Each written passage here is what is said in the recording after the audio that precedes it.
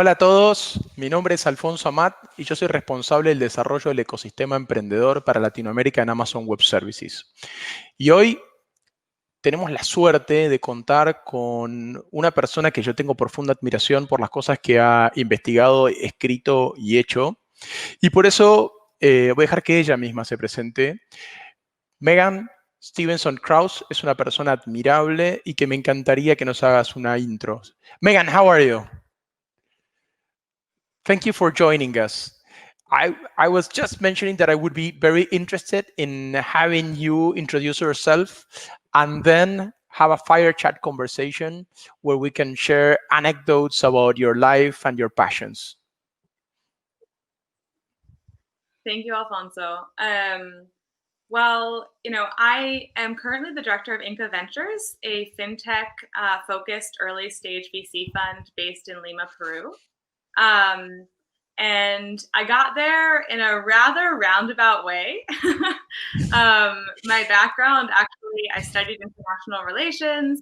I did a master's in human rights, and I thought I was going to go to the State Department. Okay. Instead, I ended up moving. Can you hear me okay? Yes, I can hear you perfectly.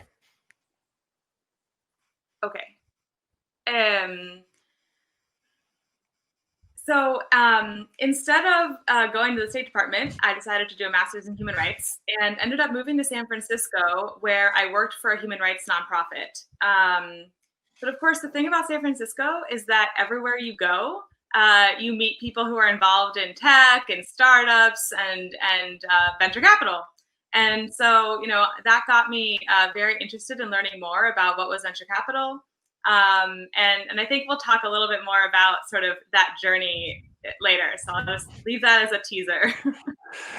Okay. So now you are in Peru. You run a venture capital, but actually you come from a very interesting background. Let's start there. So I know that you did an investigation on Sesame Street. Why don't we start on that? And I'm sure we can link it to something that I'm really concerned, and I think we share this passion, that is the importance of diversity. So what is this about Sesame Street? I love that you brought this up. Yes, I've been a huge fan of Sesame Street for most of my life. First as a child watching it, but I had this really profound moment actually my senior year of high school when a woman who had been a graduate of my high school came to speak to us. She worked at Sesame Street at the time. And she shared with us that globally, Sesame Street actually had all these goals. So for example, in Egypt, Sesame Street worked to empower girls and women. In South Africa, they worked to advance awareness about AIDS. In Bangladesh, it was around general hygiene. And of course, everywhere they're also focused on closing the education gap, which is their general goal. And I came home and I'm going like, this is a whole new side of Sesame Street. I had no idea that there was all this, honestly, a lot of research and consideration and psychology behind what they do. And so fast forward to, I'm in my master's program. I'm studying a master's in human rights, and I'm thinking about ways in which I could, well, actually, what really happened is I watched a movie that changed my life, which was not related to Sesame Street, but it got me thinking about the ways in which visual media can be used to build bridges. And what movie was it? The movie was called Ajami. So it's spelled Ajami, and it takes place in the Jaffa neighborhood in Tel Aviv. It actually was a joint, like the script was co-written by a Jewish, Israeli, and Palestinian. It was co-directed by them and co-produced by them. And all the actors were not actors. So, and they were actually people who lived in that neighborhood. So there's actually Ajami is a neighborhood in Jaffa, which is part of Tel Aviv. And the thing that really impacted me was the story is told in chapter format, but you don't realize until about 2/3 of the way through the movie that the chapters are out of order. And the way that you realize this is because you see something very crucial to one of the characters' development happen that I, at least as a viewer, had made a very different assumption about what had happened with that character until I saw the other side of it. And all of a sudden I'm going, oh my God, I made all these assumptions about this one character and they were totally not true.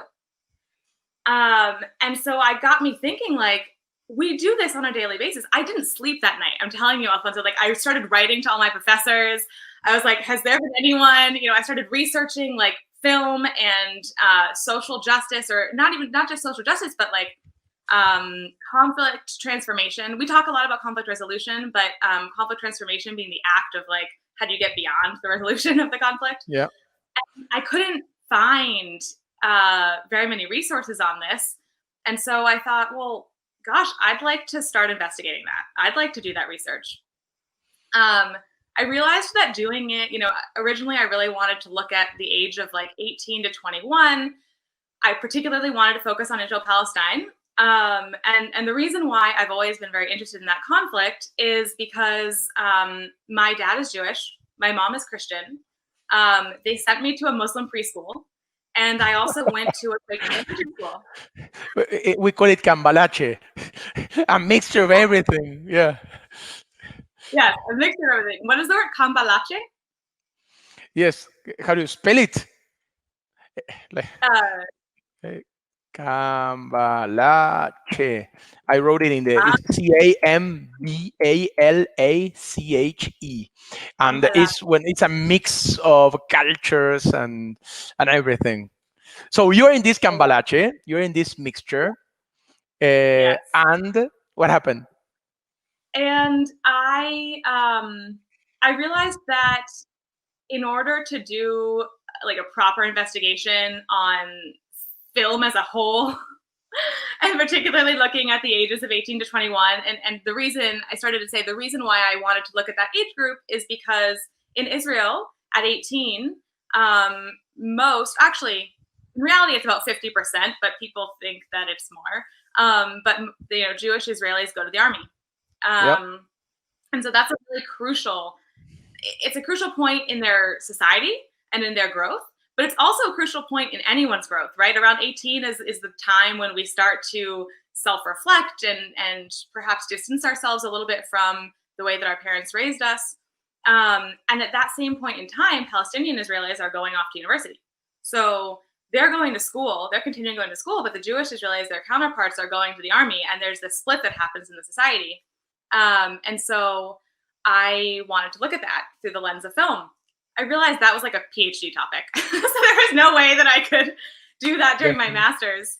And I started thinking back, and I remembered, this presentation that had been done on Sesame Street my senior year of high school. And I thought, now that might be something.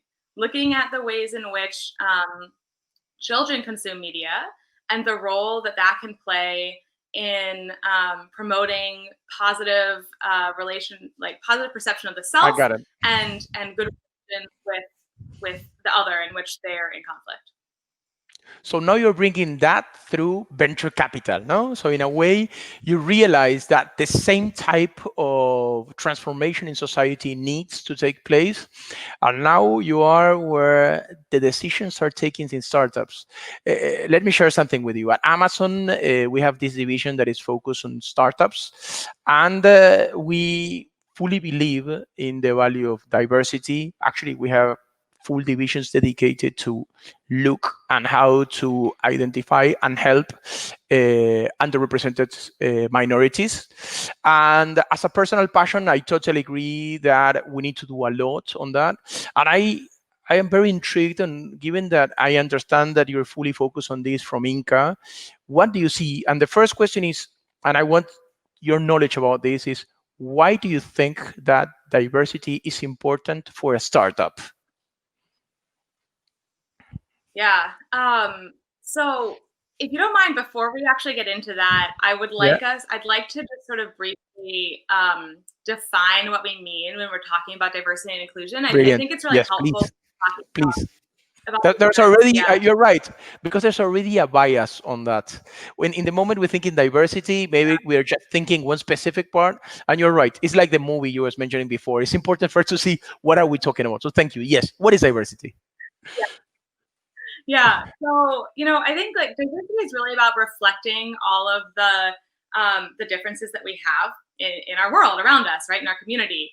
So I think there's the classic like dance example. Since we're talking about venture capital, I'm going to try and amend it to a venture capital scenario. And so it's basically it's hiring analysts and associates from diverse backgrounds, from backgrounds that are Yep. they're reflective of the community in which we're in.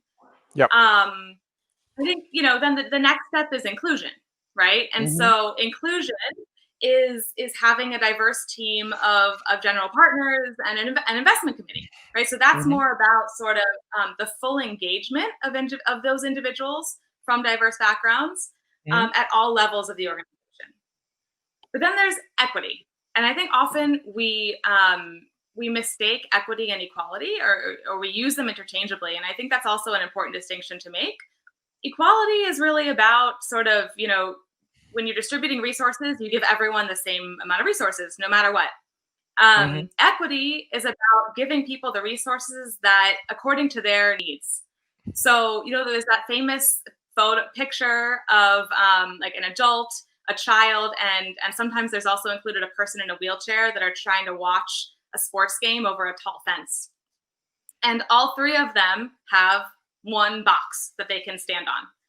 And so, the adult doesn't really need a box. He can see over the fence. The kid needs more than one box.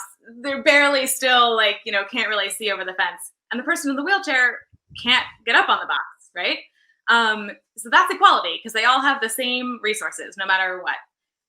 But equity would be giving them the resources that they need. So maybe it's giving the kid 2 or maybe 3 boxes to stand on, and not giving the adult any because they don't need it, and giving a ramp to Hmm. the person in the wheelchair so that they can get up to see.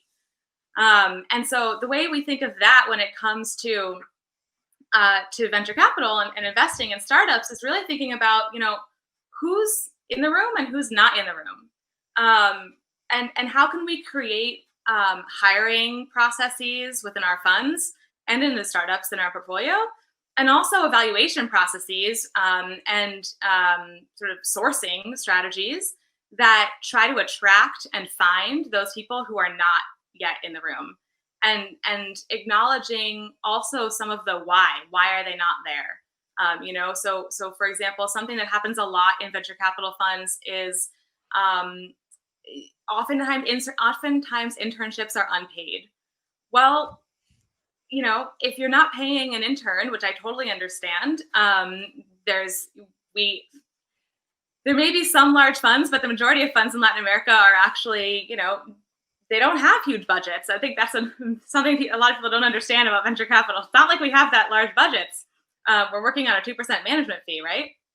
So depending on the amount of assets under management depends on the budget we have. And so it's understandable that often interns are not paid. But if they're not being paid, who are we attracting, right? Like Yeah. Only who the people that can live without a salary. Yes, it's an immediate bias. Yes, it's excellent. Yes, I understand. Yeah, you're right.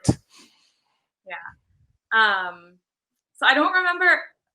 You were asking me, I think, about how this sort of applies within the lens of startups. I was trying to understand because what happened to me in the metaphor of the boxes is that in a way we have this adult that we tend to think in them as someone that okay he's in fully empowered. Then we have the man in the wheelchair that is having a problem. He can't move as the adult, and then we have the kid. And when I think in diversity, the problem with that metaphor is that in a way I like the idea of the box, but on the other hand means that someone is better in a way because he can stand and he can see better. And I would try to find, I would love to, I know, for example, that teams that are diverse, and when I say in this specific case diverse, is that if in the founders you have a male and a female, the percentage of success of that startup is higher than if it's just males or just females. And when I look at that, immediately I remove the bias of saying someone is better if it's a male, if it's a female. No, actually, diversity is the value in itself. Uh, and the first thing that I know that I read in some of the sites that you wrote and all that is that there are some specific statistics about this. The power, the return investment on diversity. So when someone is investing, he might not be thinking, oh, I want to help everyone. I want to do a good business. Or even if they want to save the world, seems that it's a good business to be diverse. So I know that I want to get your insights on that. Yeah, absolutely. And in fact, one of my biggest pet peeves is when people talk about, well, I don't want to lower the bar.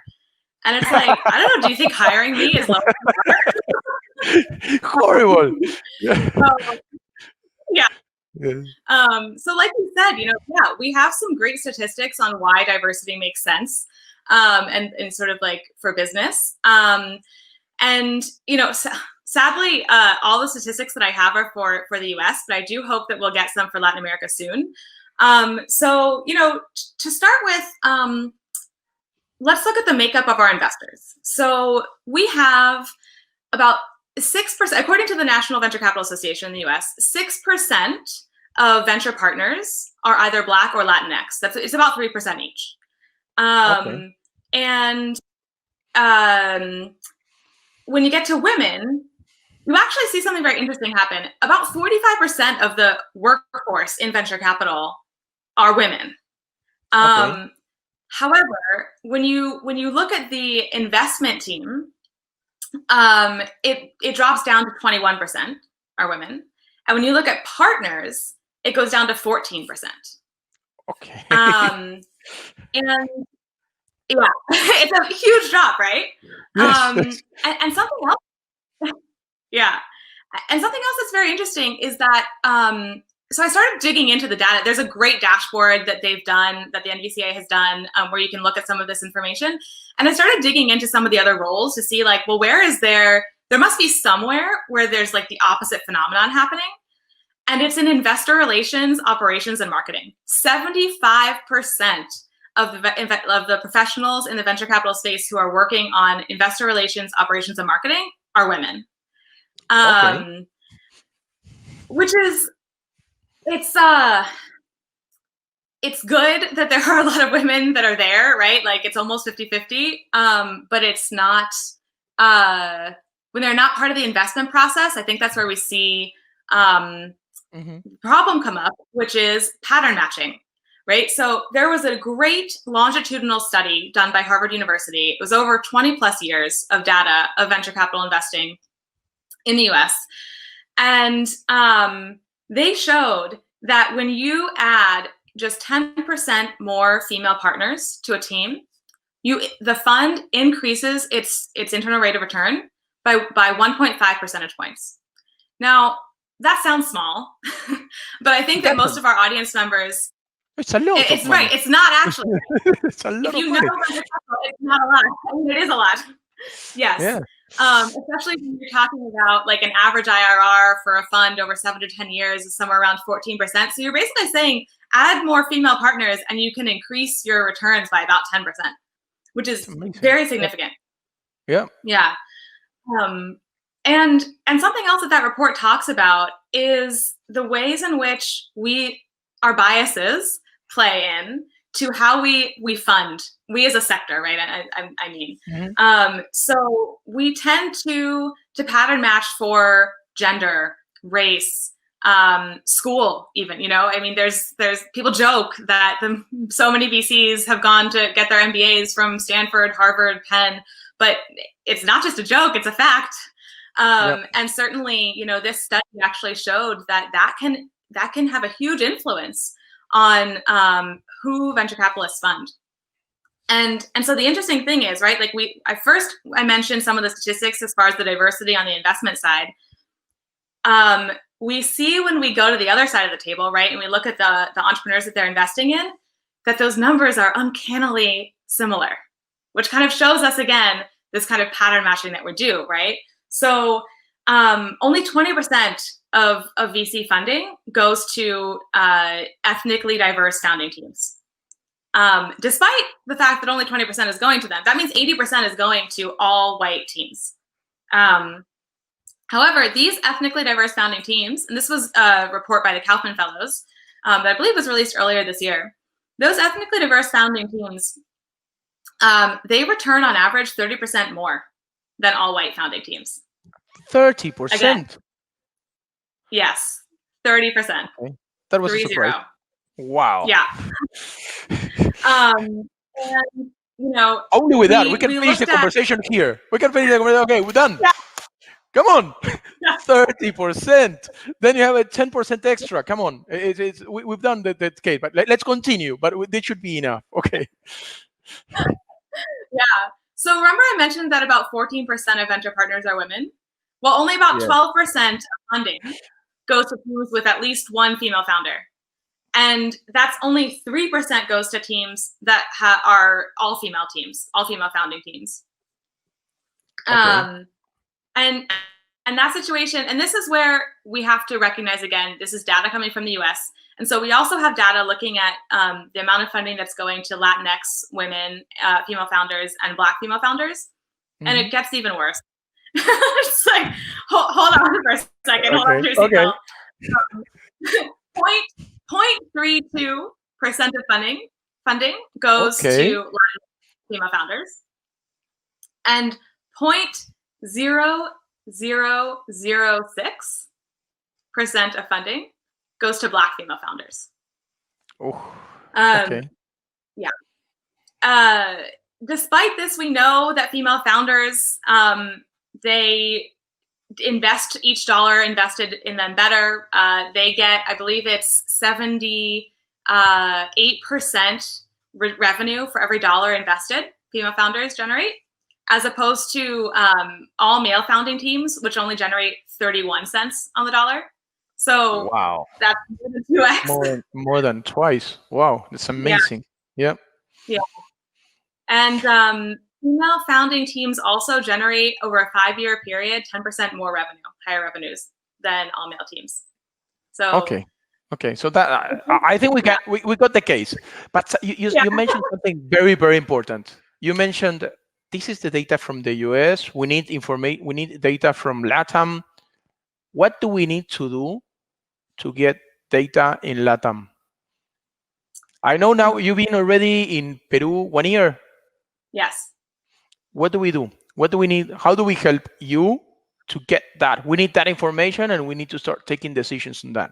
How we do that? Well, so I'm glad you asked. I've actually been working on an initiative called Inclusive X to do just that. So I'm working together with 2 partners who also are in the venture capital sector. Together, we cover, together with us and our advisors that we've been recruiting, we cover most of the region. And our goal is to start with just that, with the data, because if we don't measure it, we can't change it. Because when I shared some of those statistics with you, right, you could see it's like, oh, wow, there's a problem here. We have an opportunity and we're missing it by not investing in these founders. And by also not having more people on the teams of venture capital funds that are from diverse backgrounds, right?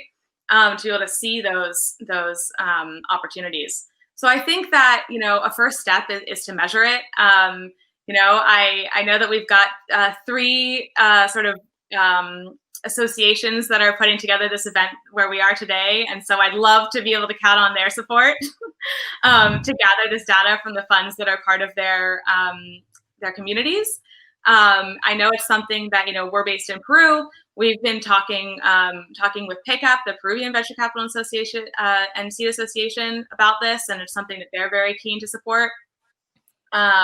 I do happen to be the VP of the board of PICAP. Just it so happens. All of my colleagues on the board also understand and appreciate the importance of this. And I think that part of that is also amplifying the conversation a bit, right? Like going beyond gender. From what I've been seeing in the region, and again, I've only been living in the region for a year. But what I see so far is that the conversation has really been generated around women. And that's super important, right? Like there's still a lot of work to be done to have more women in VC. But it's not enough. It's important, but not sufficient, right? And so we need to be thinking about diversity more broadly. And so with Inclusive X, we're thinking about it as we're looking at gender, LGBT, and LGBTQIA. We're looking at ethnicity, socioeconomic class, education, and disability. Okay, and do we have, I understand that this is data that we will need for Latin America, but if we go to the US, for example, if we move out of the minorities that we were talking before, is there any other data about that minorities and their impact in startups? Very few. But one of the organizations that is working on gathering that data is called Diversity VC. They started about 3 years ago in the UK. And they are just starting in the US as well. In fact, I think it was last year they released their first report on diversity in startups in the US. And we're actually partnering with them to be able to learn from their experience. They've been doing this now already for 3 years, and to be able to bring that to the region. So, and do they share the results? Is something that we can dig in? Yes, absolutely. Their Twitter is a great resource. I believe it's just at Diversity VC. And then their website, diversity.vc, is a great resource as well. And all their reports are available there. Okay, brilliant. So sorry, I interrupted because I thought it was very powerful. But let's go back to Latin America. So you are going to do this report. This report will look at, let's see if I understood. First, data. Yeah. Who is investing, on who they're investing, how they're investing, and all that. Okay. Yeah. And once we have the data, how can we help to improve the situation? It's a great question.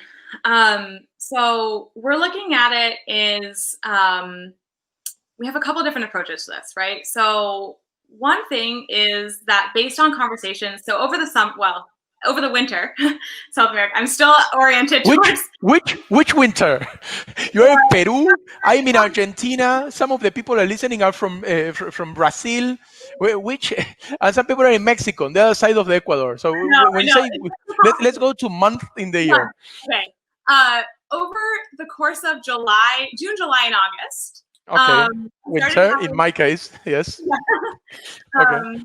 I spoke with about 16, 18 different investors across the region to try and get a sense of how they think about these things, right? How are they thinking about diversity and inclusion in their portfolios and in their work? And overwhelmingly, the majority of the people I spoke with said, yes, we think this is so important. We're really not sure how to go beyond gender, but we know we want to. And that they're really looking for resources to be able to incorporate diversity and inclusion practices into their evaluation of their startups, as well as in, let's say like diversity KPIs in their portfolio maintenance, right? And supporting their portfolio companies in this. And something that I think our audience knows this, but VC funds are startups too, yep. Right? So, I mentioned earlier, we have limited resources. And so something that we're looking at is developing some templates to try to make this really simple and easy for funds to start implementing, right? So templates for a diversity and inclusion policy that can be sort of plug and play for funds and early stage startups, because again, we know and recognize that time and resources are scarce, especially with early stage startups. Also sort of some templates for diversity KPIs and for an evaluation metric that incorporates diversity and inclusion. And so that's one side. Another is sort of like the myth of the there's no diversity in the pipeline. And that goes both in terms of like startup pipeline and also talent, right? From the startup pipeline, we're looking at things like, let's do office hours for diverse founders and working with other nonprofits in the region that have been doing this work already, right? There are community organizations that have been working within the, let's say, like Afro-Colombian or indigenous populations or on entrepreneurship. And so it's about just sort of like tapping in. And on the side of the talent pool, Diversity VC, this is one of the reasons that we're so excited to partner with them. They developed a program called Future VC, which is I believe it's 13 weeks program that is a combination of, usually you're placed in an internship in a fund that's a paid internship, with programming to support in terms of like all the things you need to know about how to work in VC. And so Interesting. this past year, because of the pandemic, they actually opened it up globally, and they had over 500 participants from I think it was 19 or maybe even 20 plus countries around the world, including several that were from Latin America. So we are very excited to be able to, bring a program like that to Latin America to help when it comes to the talent pipeline. So those are some of the ways in which we're looking at addressing it. And something that we would love, is as we launch with the survey, we're also going to be asking investors to sign a pledge to that they recognize the importance of diversity and inclusion, and that they pledge to incorporate some of these practices. Okay, so Megan, eons ago, I think it was like a couple of months before the pandemic started, I was with Juan Giner in New York, and he mentioned that one of the things that doesn't help in diversity is that males and females, we are biased that, for example, when a female founder pitches, we're tougher than when a male pitch. I, of course, when he said that, I said, no, it can't be. And then I started to ask female founders that I know, and I asked them, share with me how the interviews go. And they started to share the type of questions they got. And then they said the same. I meet with like 100 startups per month. And I started to talk with founders, males, and ask them about their questions. And suddenly I found that it was true. But I don't know how to undo that. Seems that by some reason we are doing tougher questions to females. I am starting to see that it's true, but I don't know how to undo that. I was listening to your answer about the templates and all that. I really like it, but I wonder if there's any way in the Sesamo-like style of bringing something that will impact in everyone. Say, look, we are not being fair with female founders. What should we do? It's a really tough question, and I want to emphasize that I am not necessarily a diversity and inclusion expert. I'm on a journey. On the path of educating myself. I feel I'm re-educating myself constantly. But some of the practices that I've seen work in other situations. So first of all, what you say is absolutely true, right? It's the classic risk and reward. Women tend to be asked, female founders tend to be asked about like mitigating risk, versus male founders Exactly. tend to about sort of like maximizing opportunity. And actually, there's so I saw Jimena, the founder of Promoteo, pitch a few years ago while she was pregnant, and I was so amazed. I got so excited. It's like I've never seen a female founder pitch while pregnant. And recently, I had the opportunity to talk with her, and I told her like just how amazing I had found that to be, and quite frankly, very empowering, right? Like, I think that so often there's a lot of, it's not accepted. And particularly if a woman is pregnant and she's fundraising, it can often be like, oh, I don't know if we want to fund you right now, because what about, maternity leave, or, are you going to disappear from the startup? So yeah, it's a huge issue. To the extent that's possible, some things that I've seen work are, this might sound funny, but mindfulness. Like a moment of mindfulness before going into the meeting, and grounding oneself. So it's something that I've done and I've seen done mostly when it comes to reviewing applications. But I think that the general idea behind it is that it helps us to sort of forget about what else is going on around us and really be in the moment of what we're seeing. We can also just ask ourselves, something that and actually I'm curious. I don't know. Have you ever asked yourself what would a woman do in this situation? Frankly, no. And it's a good thing to do. Yeah. I ask myself constantly, what would a guy do in this situation? And if I Interesting. think that a guy would take the opportunity, would jump at it, I'm way more likely to say yes and Interesting. go on board, even if I maybe originally had some kind of doubts. And so I think that it can also help us to try and just sort of think about, okay, wait, that question that I just asked, like, should I have asked, would I have asked that to a guy? Would I have asked that to a male founder? And it can, and another thing that is very beneficial is to have, when possible, diverse people at the table, right? Like on the investor side. So, Yeah. if you have a woman on your team, include her in the meeting. Now, Okay. it gets complicated because of power structures, right? If the only females on your team are analysts or associates, they may or may not feel comfortable speaking up and saying something in opposition to what a partner has said. Okay. So that all comes down to the culture that you create in the fund and all of that. But what I heard in this position is that the problem is that this type of bias is a bias that we all have, independently of the gender of the fund. So at the of the person in the fund that is doing the question. So this is something I take your advice. I think it's very interesting of what would someone from a different gender would do, because it helps you at least to stop and think, not necessarily to solve it, but at least to take the time to say, would I ask this if it's a she or a he? Would I have this if I'm a he or a she? It's a good starting point. I really like it. So I will definitely take that one and I will start playing with that. Okay, so we are 37 minutes so far in the interview.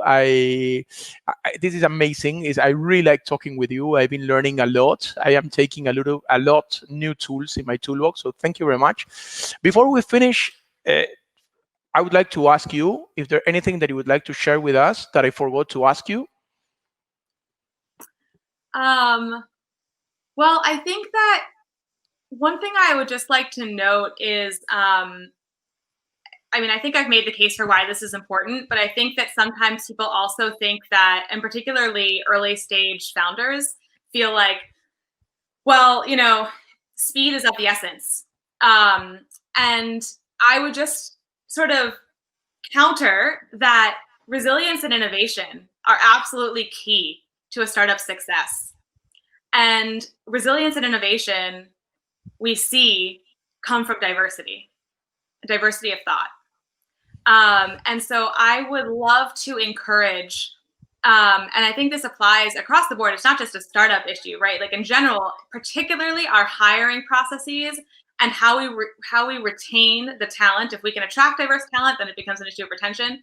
But how are our hiring processes creating a self-fulfilling cycle in terms of, if you're just trying to hire as quickly as possible, you're just hiring from your own network. How can you expand beyond your network? And yes, it might take you an extra couple of weeks to find the right candidate, but I guarantee you it's worth it. It will be worth it.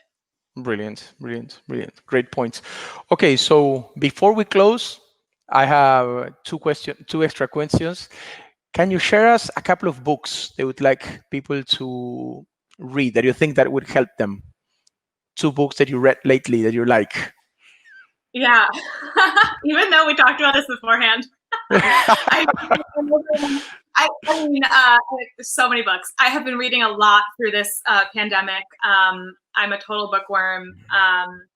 And I've been really trying to balance it between the sort of like fiction and nonfiction. As I mentioned, I'm on this path. I'm on a journey to sort of like re-educate myself. And so within that context, two of the books that I have found extremely helpful that I've read this year have been How to Be an Anti-Racist by Ibram X. Kendi and So You Want to Talk About Race by Ijoma Oluo. And actually, specifically within the venture capital space, there's Arlen Hamilton's It's About Time, which is like a must read for everyone. If you have not read it, go get it right now. If you are more of an audiobook person, she narrates it. It's phenomenal. And there's so many resources in the back as well for emerging managers or people who would like to enter the VC space. So those Yes, are sort of like I agree with you. She's outstanding. And yes, and I am an audiobook guy, so I really enjoyed it. Yes, totally agree. And a blog or podcast that you would suggest for the people? let's see. Recently, I've started reading How to Fail with Elizabeth Day. Or sorry, I started listening to. I don't know if I said reading or not. It's a No, no, I'm podcast. still here. Yeah, Yeah. brilliant. Yes. Yeah, yeah, yeah. Yeah, it's a podcast, How to Fail with Elizabeth Day. And I particularly recommend, she has 2 episodes with Mo Gaudat, who has been on a mission to make 1 billion people happier. And, you know, he actually used to work at Google. He was an executive at Google. And his whole journey, it's very inspiring.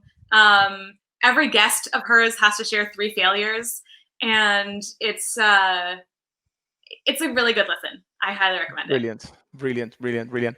Megan, it's been great to talk with you in this way. We've been working together as Amazon Web Services and Inca Ventures as helping startups together, but this is a different way of meeting you. I love the startup that you invest on. I love helping you with our resources, but this is a new way of meeting you, and this was outstanding. So thank you very much for your time. Thank you very much for all the candid comments and thoughts. So thank you very much. Thank you, Alfonso. This has been a pleasure. I hope we can do it again. I hope so.